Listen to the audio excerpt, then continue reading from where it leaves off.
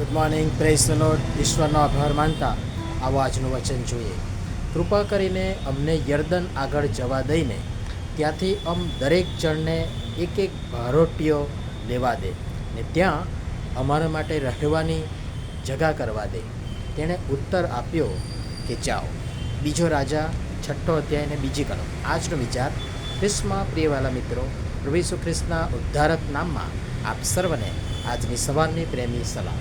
હવે પ્રબોધકોના પુત્રોને જે જગામાં તેઓ રહેતા હતા તે સાંકળી પડતા ઈશ્વર ભક્ત એલિસાને ઉપરોક્ત વાત, જેમાં એક વિનંતી પણ છે, એક પરવાનગી પણ છે, એક તાતી જરૂરિયાત પણ છે અને એક આદેશ પણ છે.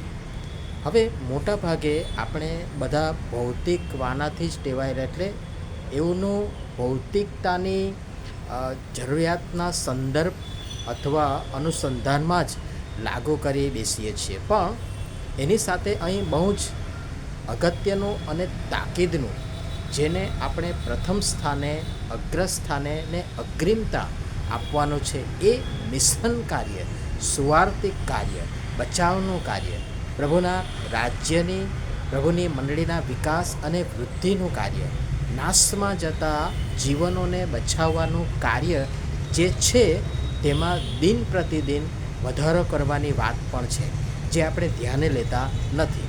કૃપા કરીને અમને યર્દન આગળ જવા દે. દુનિયાની તમામ સંસ્કૃતિઓ મોટાભાગે નદી કિનારે અથવા પાણીના સ્ત્રોત પાસે વિકસી છે. અહીં પણ એ જ નજરિયો છે. હવે આપણી આત્મિક યર્દન એ મોટો જનસમૂહ, જન સૈલાબ, જન પ્રવાહ, જેની આસપાસ અથવા તો જેનામાં રહી તમે, હું, આપણે તેનામાં ઓતપ્રોત થઈ તમારા, મારા, આપણા ઈશ્વરને આપણી સેવા, સાક્ષી, સંગત, એકતા, પ્રેમ, ભાઈચારો, માફી વગેરે દ્વારા પ્રદર્શિત કરી શકીએ છીએ.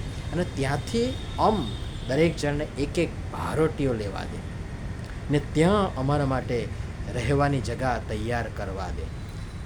આ ભારોટીઓ એ જે તે સ્થળ, જગા, વિસ્તારના લોકોમાંથી મુખ્ય, મજબૂત, અડીખમ ઊભા રહે એવા આગેવાન, શાંતિપુત્ર, તેની મદદથી સંપર્ક સંબંધ સ્થાપી તમે અને હું ત્યાં જગા કરી, વસી, રહી, જીવનની સાક્ષી, ખ્રિસ્તરૂપી પ્રેમ, સેવા, સાક્ષીની સોડમ ફેલાવી શકીએ છીએ.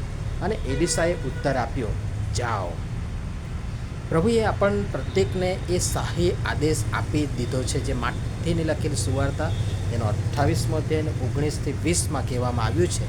એ માટે તમે જઈને સર્વ દેશનાઓને શિષ્ય કરો, બાપ તથા દીકરા તથા પવિત્ર આત્માને નામે તેઓને બાપ્તિસ્મા આપતા જાઓ.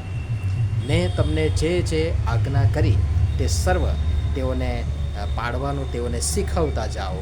અને જુઓ, જગતના અંત સુધી હું સર્વકાળ તમારી સાથે છું. અને માટે બોજ અને દર્શન સાથે તમને, મને, આપણને જ્યાં મૂકવામાં આવ્યા છે, જ્યાં મોકલવામાં આવ્યા છે, જે જવાબદારી સોંપવામાં આવી છે, એ કોઈ માણસથી નહીં પણ પ્રભુ તરફથી છે, એમ નિષ્ઠાપૂર્વક, પ્રમાણિકતાથી અદા કરીશું તો મંડળી અને સુવાર્તા અને આપણું આત્મિક જીવનનું ચિત્ર પણ કંઈક જુદું હશે. અને પ્રભુ આ બધી બાબતો સમજવા આપણ સર્વને સહાય તથા મદદ કરો. આમીન. ધન્યવાદ.